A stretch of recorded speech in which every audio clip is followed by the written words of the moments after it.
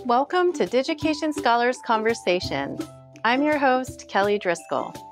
In this episode, you'll hear part one of my conversation with Sarah Zurhellen, Assistant Director of the Writing Across the Curriculum program at Appalachian State University.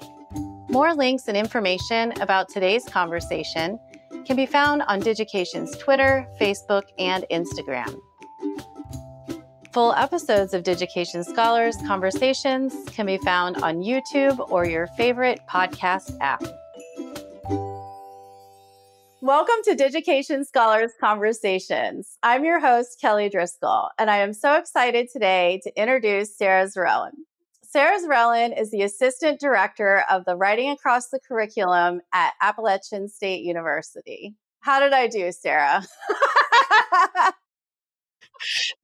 Thank you so much, Kelly. That was perfect. That was awesome. Thanks. Before really our call started today, we were discussing the pronunciation of Appalachian State University and how in different areas, different places are pronounced different ways. And I grew up in Virginia and still had that a bit off. So Sarah was coaching me before we got started today. And I greatly appreciate that. Hopefully I did it justice. So Sarah. Absolutely. 100%. It was perfect. Now everybody listening knows it's Appalachian. And I was teasing because I think I've been getting away with this for so long because we've been working with this school for close to a decade, I believe. And I've been getting away with this because I've been calling it App State. So it's been my little abbreviated tone. But I'm so glad to know the correct pronunciation moving forward from here, even though I'm probably still going to call it App State. Apologies ahead of time. I think either works. We're just trying to get the word out, about the really important part of our conversation today. Because as someone who is the Assistant Director of Writing Across the Curriculum, words are quite important. So I thought to kick things off today, it would be fun for you to talk a little bit about what your role entails for listeners that might not be so familiar with what writing across the curriculum really means. Sure. I'd be happy to. It can mean a lot of things. So actually, it's great to sort of talk about it, what it means in a particular context. So just really generally, writing across the curriculum has a sort of a few foundational tenets, I guess, that are maybe kind of housed in the name, but harder to think about than we might imagine. And that really is just that writing happens in all spaces across learning, in all disciplines, in all fields, and that it happens in different ways in those spaces. And so it's the responsibility of everybody working across the curriculum, whether that's in K through 12 or whether that's in higher education, to teach writing in those areas and to use writing to help students learn as they're working through new ideas and concepts in different disciplines. So that's the kind of like foundational tenet housed within that language of writing across the curriculum. In my particular role, I'm super lucky. I came into a job in what was already a really established writing across the curriculum program that was started before I got here. At Appalachian State, we have a vertical writing curriculum that actually won the 4Cs award in, I think, 2011 or 2012. Again, it was before my time, so I can't really take credit for it. That was all the founder, Georgia Rhodes, and our current director, Beth Carroll. But they started this curriculum to sort of ensure that students would be writing at every level while they were here. So students take a first-year writing course that's kind of tracks along with what students take at other universities. It's introduction to expository writing, writing in college, thinking about writing and social change right now is a really big thing that I think that program is infused with thinking about. Then they take in their second year an introduction to writing across the curriculum course, with the goal being that they really learn to start thinking about how discourse is different in different spaces and how genres change according to audience and purpose. and within different disciplinary spaces, right? So that might be where a student thinks about the fact that a lab report is quite different than a personal narrative, for instance. And then in their third year, they take a writing in the disciplines course in their major. And so that's taught by the anthropology professor or the chemistry professor, and is really intended to introduce students to what writing looks like in the field or discipline that they've chosen as their major. And then their senior year, they do a capstone. And that, again, can look enormously different depending on the field. That's everything from sort of internship work that students develop a portfolio to reflect on and to kind of collect all of the observational work maybe that they've done during that internship, to something that's much more traditional. Like I think a lot of the humanities students, they end up writing these big sort of seminar papers or honors theses as their capstone projects. So it can look very different depending on the student's area, but that's kind of what the curriculum is. And my job is really just to support that. So it's a lot of faculty development work, helping faculty in the disciplines become comfortable with teaching writing and thinking about writing as something that they can teach and not just assign. And also helping people across the curriculum. I mean, it's largely faculty in the disciplines, but also, writing faculty know this. So I'm sort of preaching to the choir when I talk to them. But thinking about writing to learn, how can you use writing in your classes to help students really engage with the material and remember it better and longer and apply it in ways that will stick. So that's most of that job. And then, so part of my job is also in the writing center. And so in that space, again, I'm sort of on the flip side of that, but working with writers on their projects. So in the Writing Center, are you working mostly with students? And then with the consultation, you're working more closely with the faculty? Mm-hmm. Yeah. So the Writing Center really varies, actually. We have, I think, three or four professional consultants at this point. And all that means is that we're not students and we have degrees and other things. But so a lot of my work, because I think right now I'm the only professional consultant with a PhD, is working with our graduate students. So a lot of graduate students come in working on their sort of either their dissertations or their theses. And then we do offer faculty support.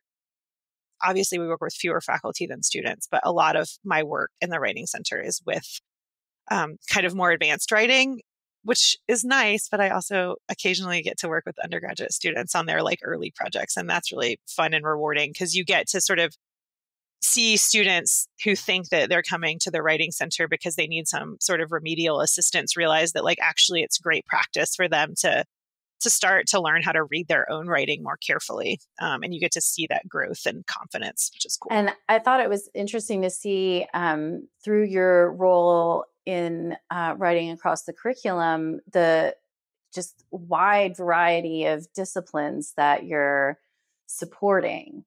And I was curious, as you're working with faculty in some of these different disciplines, you spoke a little bit about how, you're doing some coaching and consultation really about how they can also feel like they're contributing to teaching writing. And I was wondering if you could share if there was any specific faculty members that you might have worked with and what their kind of aha moment must have been when it clicked for them, even though that might not have been something that they were doing before. Yeah. So one of the things that we do is offer class visits. And so faculty can request to have somebody from WAC come into their class and teach students about plagiarism or teach students about how to summarize material or how to run a peer review, right? A lot of faculty are very, they think the idea is cool, but they're sort of uncomfortable doing it. And so we can offer an example. And oftentimes that is an interesting moment because they've sort of invited us into their classroom to be the writing experts, but that is the jumping off point for a conversation with them, right? To say, sure, we'd be happy to do this class visit. Before we do it, can we sit down and have a look at your syllabus and your assignment and talk through your goals for for this assignment, for this piece of writing that you're asking students to do. And it becomes this, that's typically where the aha moment happens. And it doesn't always happen in that first meeting. Sometimes it's later on, but it is that transition from thinking about I assign writing to I teach writing. And oftentimes that's the moment when we ask like, oh, you have this really cool assignment, like this is great. And you have these really interesting goals. Where do you teach students how to do these things, right? And it's the verb, it's the shift in the verb from thinking about, well, I have this writing assignment that I give students to, like I need to teach them how to do this. And of course, all the faculty are teachers. They know how to teach their content matter, but they often don't think about writing as part of that. And so one of the conversations that we really like to have, and I'm trying to think of like a perfect aha moment. And I guess one that I had a few years ago, and this happens a lot, but I think that this was a particularly valuable moment because it was a group of faculty, and we like to work with people from different disciplines and bring them together. And so this was like 8 faculty from like 8 different areas. I think there was anthropology, political science. I'm trying to think who else. There was some people from education, a couple people from education, biology. I think I'm forgetting someone, so I feel bad about that. But anyway, everybody was sort of talking about the question of what is good writing to them, right? And my role in that position is really just to keep asking questions like, okay, so clear writing is good writing. Well, what does clear writing look like in anthropology? And what does clear writing look like in biology? And what does it look like in government and justice studies or political science? And of course, there are some overlaps there, but there are also really big differences, right? And so the kind of like passive voice that you would see in a lot of scientific writing, where people are writing up a study that they've done, is exactly the opposite of what, in this particular space, this faculty member from government and justice studies is looking for. And they use the phrase plain language, right? They're talking about professional writing and writing policy.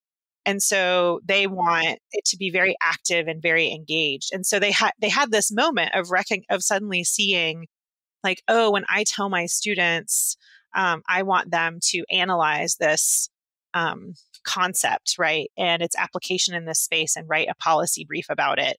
I'm asking them to do something very, very different than what they're asked to do when they're asked to analyze a process in a biology lab and write a lab report about it, even though students could potentially take a biology class and a government and justice studies class in the same semester. And even though a lot of the same verbs are used, like the word analyze, right? And so that was kind of this moment of recognizing like, oh, when I teach this assignment, I need to teach what I mean when I use these terms, right? So that's always like a great moment, I think.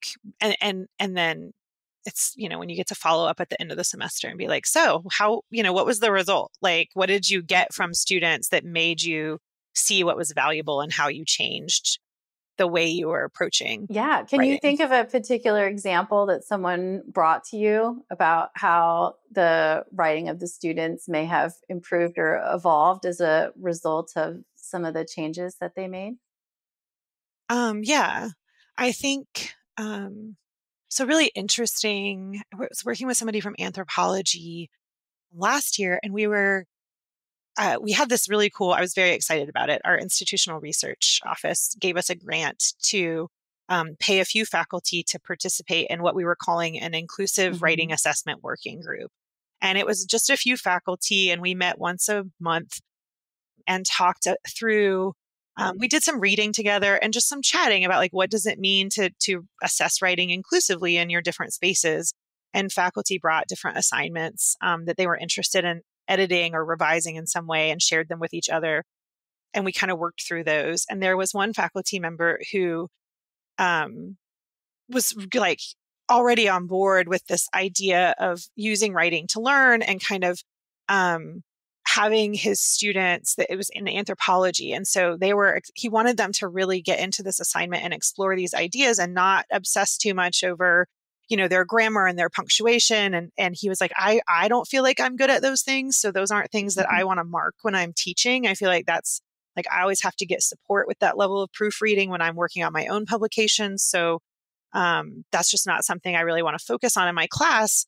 But I really want them to get into the application of ideas. And so we were reviewing his peer review and how he was doing peer review in his class, and noticed that, one of the kind of frames that he was using for the peer review was to have students comment on each other's grammar and punctuation and these things that he said he didn't care about at all. And so we kind of, as a group, worked through like, what would it look like if you asked different questions in the peer review? And it was more focused on the kinds of things, that you're looking for later when you're giving the students feedback, but also like the big outcomes that you've set for the assignment. And so he revised that peer review to sort of focus on the outcomes, right, that he had delineated for the assignment, and ended up getting like student responses that were a lot more engaged. Students had a lot more confidence, I think, too. And I don't know. I mean, this is kind of, feel weird like reporting on somebody else's work, but it was stuff they had talked about in the assignment, right? And so it kind of goes back to that idea of like, students get more confidence when they're being graded on the things that are focused on in class, right? And when they're taught the things in class that they're being graded on, when there's that alignment. And so I think the peer review, the attitude toward the peer review shifted because it felt more valuable. It was focused on what they had talked about in class, what they were learning in class, and also what they were being evaluated for by their professor at the end of the project. I can imagine that was a big shift for the students. We all understand that the grammar and punctuation is important and something that we need to learn, but I can imagine the value add for the students to have a review with their peers that really got into the kinds of content and ideas that they were exploring, added more learning for them, not only with the feedback that they got from their peers, but also when they were providing feedback to others. So that's exciting to hear. Thank you for sharing that story about someone that you were working with at the institution. So when we were preparing for chatting today, one of the things that I learned about you was that you had also done your undergrad there. And were you studying, were you majoring in writing at the time, or is that something that came about later for you? That's funny. Yeah, we call it the boonerang. It's when you live in Boone and then you leave and come back. And it's sort of like it's a famous term here because so many people do it. But yeah, so I was a transfer student. Actually, I started college at Rhodes College in Memphis, Tennessee. But I was like a public school kid from East Tennessee, and that was not an environment that I fit in well, in a sort of very small liberal arts school. And my chemistry teacher actually in high school had gone to App State and had always talked about how great it was. And so I was like, my first year of college thinking I really need to transfer somewhere. Like I want to spend more time outside. I think I need like a bigger community. And came up here to visit, and sort of fell in love with it over a weekend and did my application and transferred. And I loved it. I still love it. My entire goal after I graduated was to find my way back somehow. So my academic trajectory looks a lot different than a lot of people's because, yeah, I was sort of driven by by wanting to be in a place rather than wanting to have a particular kind of job. But when I had a lot of majors. I'll just go ahead and say that. I think I had a couple at Rhodes before I transferred. And then I came here, and I'm just a very naturally curious person, and I can find almost anything interesting if I can like get into it. So I had lots of majors. I, at the time, really thought that I wanted to be like an embedded journalist and kind of travel the world and go to like war-torn countries and I don't know. I had this romantic notion, right, of sort of telling stories that weren't being told, and I don't honestly know where that came from, but I loved journalism. I read a ton, like a weird amount of journalism, maybe for a high school student, and I was just really into that idea. So I was a journalism major, and I also really just loved reading fiction, and so I ended up with a double major in journalism and English because I was taking so many English classes just for fun that it worked out that way. But I remember numerous meetings because I had to have advisors in both programs where they would say, you really like this class has nothing to do with anything. I'd be taking like some random political science class or something. They're like, this doesn't have anything to do with your majors. And I was like, yeah, but it looks really cool. So, and I was really lucky because I went to college during a time when that was possible. They started charging for extra credits at some point later on. So I wouldn't have been able to afford to do that later, but it was possible for me when I was an undergrad. And I stayed here and got my master's here and then left and did some other stuff for a while. But I love it. Well, and it makes a lot of sense that, you have this natural curiosity for so many different things that you're able to kind of tap into all of the different disciplines that you're working with now, but with that common kind of thread with writing. And it was fascinating listening to you talking about, when you're providing this kind of consultation to faculty members and giving them some ideas about oftentimes just slight reframing for what they're already doing within their classrooms. They've already got these assignments that they've developed or progress that they're going to introduce to the students, but sometimes it's just the way in which they're introduced or the kind of feedback that the students are provided that shifts it from what they were doing before to something that is more focused on teaching writing. And I find that it's so similar in some of the best kinds of implementation of ePortfolios that we see at schools as well, where, on the one hand, you may have some programs that are just kind of handed this technology and not really given guidance on how to integrate it into their teaching. And in those cases that very often the ePortfolio might become an assignment within the class that they just kind of say, okay, this is something that you're supposed to do, but it's not really connected to the content or what the students are really learning within the class unless faculty members are given some kind of guidance in how these really do relate to what they're already doing, whether they've got this signature assignment that students are going to be working on, or maybe they already have students creating a final project, but they've been doing it in PowerPoint and they wanted it to be something that could be more easily shared, or maybe they haven't introduced media into the projects before. It's always been a kind of written Word document or something like that. So it was fun to hear how there's some intersections there with how faculty members can learn how to kind of adapt to different kind of modes. And, the ePortfolio is, of course, tightly coupled with writing as a way of communication as well. So I've known you for quite a while through your work with ePortfolios at the institution. And I was curious, especially with your background and some of your focus, particularly around writing and technology, how you might be using this particular kind of technology with your students or with your work with the faculty members. Yeah, absolutely. I think ePortfolios were sort of an easy transition for me because when I was a master's student, portfolio teaching I think it was being introduced at that time in the program. And when I was a master's student here, the assistantships for master's students were teaching assistantships. And so we took a class that was, introduction to teaching composition, and we created portfolios in that class. And we created that. We were kind of introduced to the idea of portfolios in that sense, and then we're asked to use them in our classes. That was in like 2003. And so we were doing paper portfolios, and students, and myself included, would save all of our work over the course of the semester and stick it in these giant 3-ring binders and write this reflective cover letter about the work and sort of situating it in the context of our learning.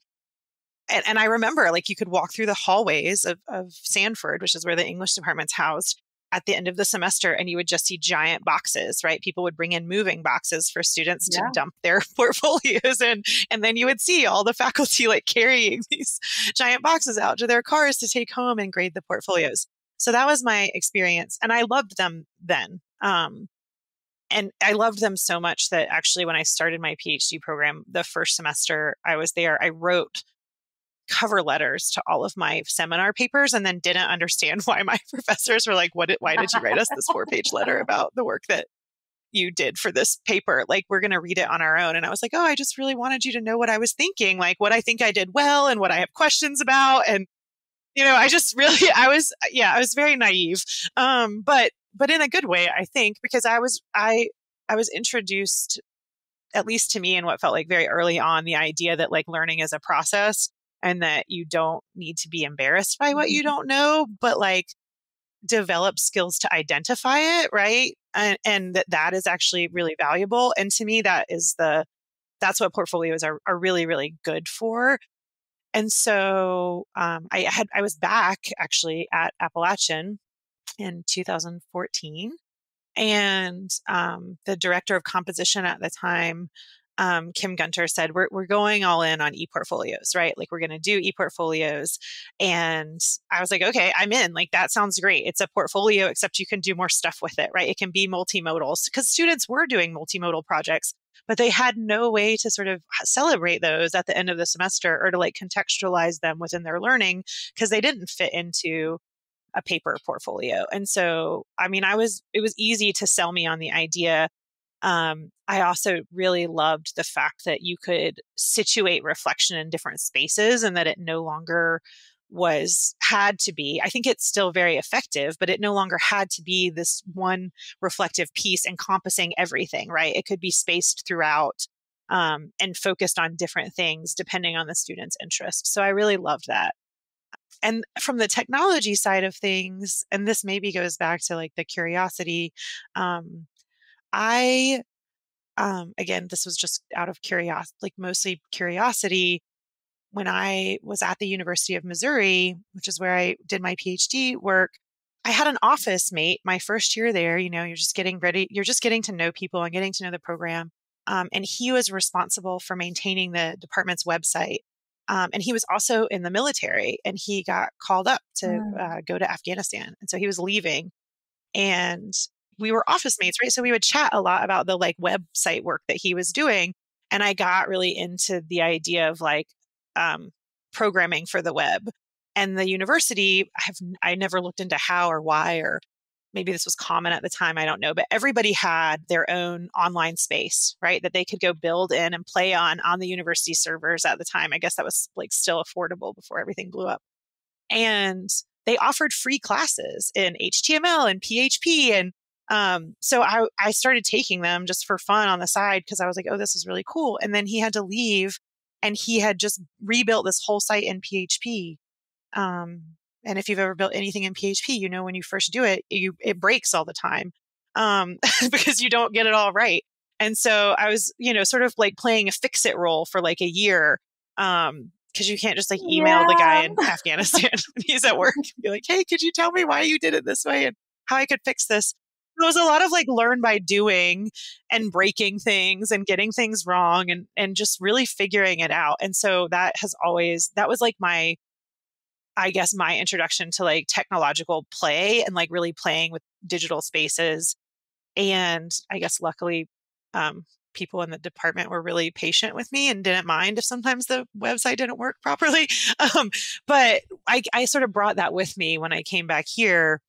And so I was, I think, more open to the idea than a lot of people who are scared of introducing something to their students that they don't fully understand, which I totally get. I was more interested in like, okay, let's play with it. Let's break it. Like, what doesn't work? Like, how can you make it do things that it wasn't necessarily designed to do? How can you, like remake it for yourself? And to me, that notion of sort of remaking for yourself is like a huge value to ePortfolios, especially in the learning space. Like, I know some people really think about the showcase portfolio, the thing that you're taking with you to like go get a job or go get an internship. And I know that that has value and that's important, but I'm particularly committed to the idea of like a learning portfolio where you're making it your own. And that can look very, very different because all the people making them are very, very different. Yes. Yeah. And I often talk about how it can really be a space for you to celebrate some of these, quote unquote failures. Because unless we mess something up, what have we really learned? So what, Right. Yeah. I mean, if you just did it all right the first time, you already knew it. This concludes part 1 of our conversation. To hear part 2, be sure to subscribe to Digication Scholars Conversations on YouTube, iTunes, Spotify, or your favorite podcast app. Digication Scholars Conversations is brought to you by Digication, a technology platform powering the most innovative ePortfolio programs in K-12 and higher education. Our website can be found at digication.com. If you enjoyed today's conversation, please like, subscribe, and share with a friend. Thanks for tuning in.